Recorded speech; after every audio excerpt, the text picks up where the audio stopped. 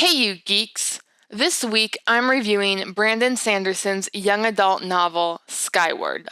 This was my first Sanderson book, which I read last winter. Overall, this was a hoot, and I cannot recommend it enough. First, I will go into a spoiler-free review for those who haven't read it yet. This will be longish because the book is only a year old. Then I will go into my usual spoilerific analysis. Skyward really served as my rehabilitation for recreational reading. Last summer, I graduated from school and after a nerve-wracking summer got a job. Yet I picked up this book to see if I could ever read for fun again and found yes I can. Okay, confession, I did have Audible read it to me, but more to the point, this book is so much fun. The protagonist is awesome, and she noticeably matures throughout the story. Some people think she's a bit much, but she's supposed to be in a good way. The plot was a new take on old tropes. Sanderson has said that he was inspired by the idea of a girl and her dragon for this book, though as a space sci-fi adventure, no dragons appear. The book is obviously a love letter to Top Gun, but also has a weird mix of Aragon, Ella Enchanted, and Star Trek, the 2009 movie specifically. All of these parts work together to make an exciting read from beginning to end.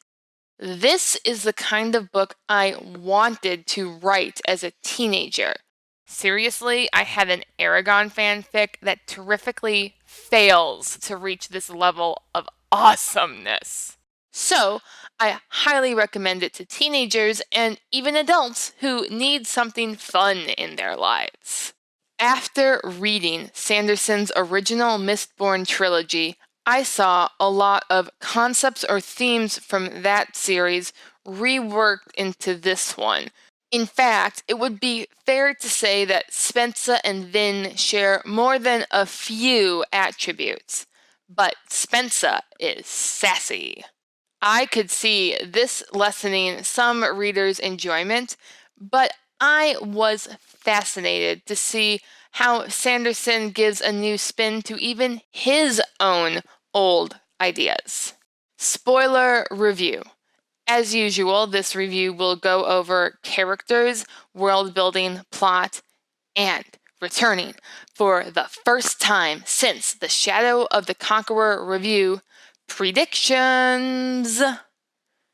Characters. Spensa. Oh geez. Spensa's growth in this book is phenomenal. She begins as a bratty, smart aleck who is just well-intentioned enough not to be hateable. Then, by the end, she resigns to go into battle by herself in a broken poco, and she learns what true courage is. Courage is not the absence of fear, but rather the judgment that something else is more important than fear. I'm not crying. What is it with young adult books and courage? First Harry Potter, now Skyward. Seeing her come to know herself, her abilities and weaknesses is the cherry on top of this Skyward Sunday. And yes, she still has weaknesses when the book ends, so there is plenty of room for character growth throughout the series. Skyward Flight. As much as I'd like to give them each a blurb, knowing Sanderson will probably never see these characters again, except Jorgen. I like how the mix of them affected Spensa and how many of them died. I'm just a glorified extra, Fred. I'm a dead man anyway. If I'm gonna die, I'd rather go out a hero than a coward. It gave this book a sense of gravity that stakes were real, even if our protagonist was incredibly lucky. Cobb. As far as gruff mentor figures go, Cobb is fairly standard. He knew the protagonist's father, fought the protagonist's father, and trained the protagonist in their traditional combat style.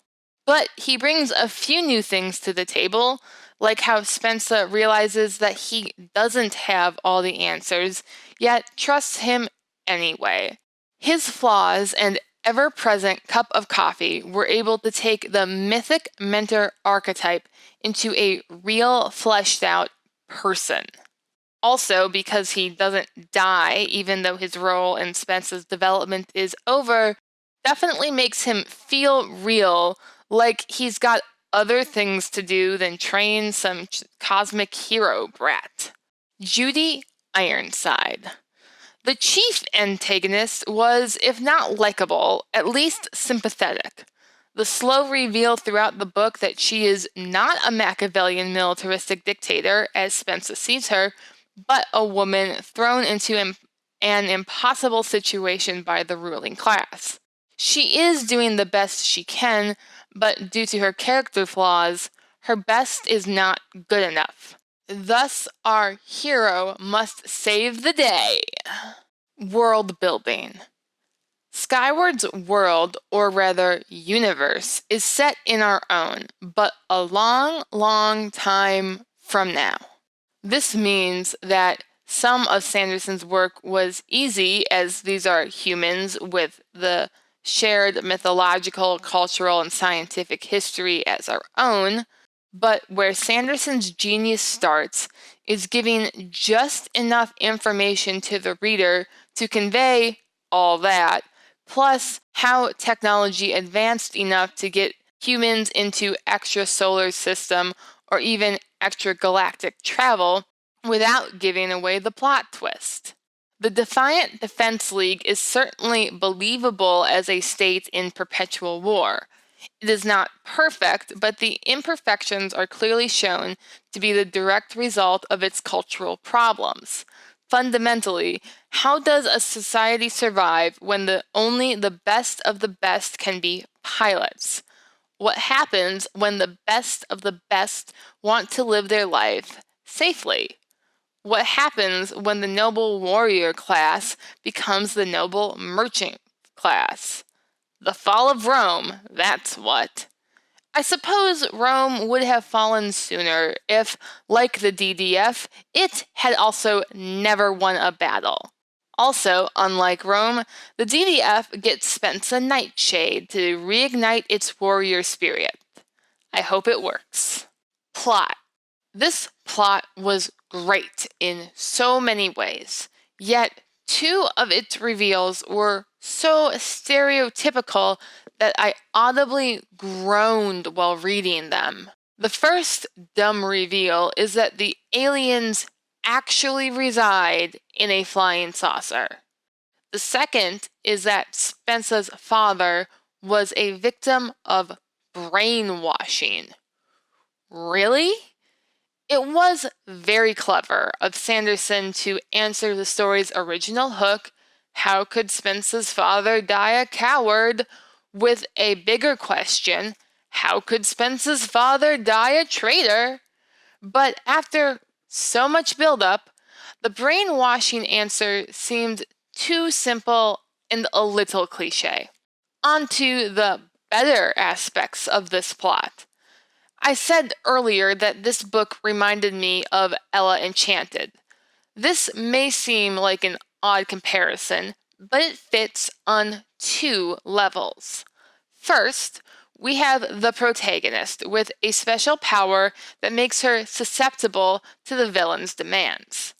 Second, Ella's story is set up so naturally from its premises that I did not realize it was the Cinderella story until the third act.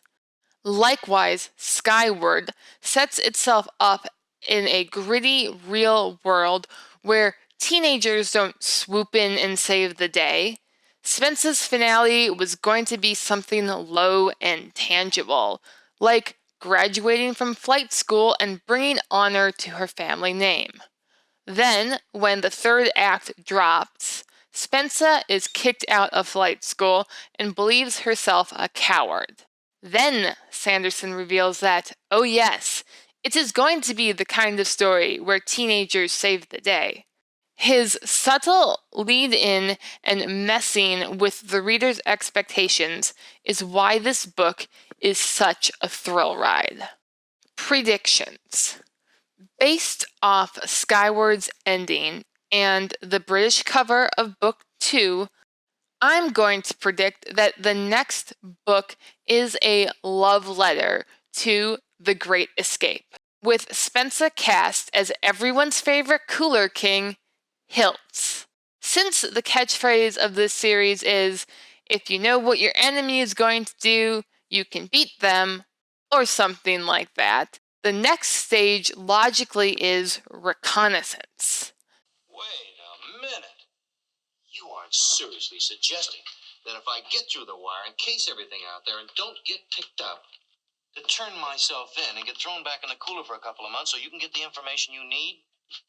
Yes. On the British cover, we see the skyline of a city that does not look like Alta. So Spensa is somehow going to escape to get the metaphorical lay of the land. Hopefully, she will learn more about her power along the way. Conclusion.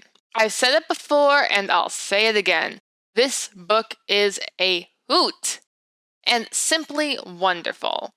Go out and read it before the sequel comes out later this month. Then come back here to hear my thoughts on the sequel.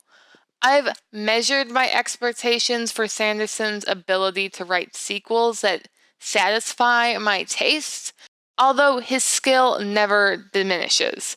So I'm cautiously looking forward to the future. If you enjoyed this video, please like, share, and/or subscribe to see more. Thank you. Your patronage is greatly appreciated.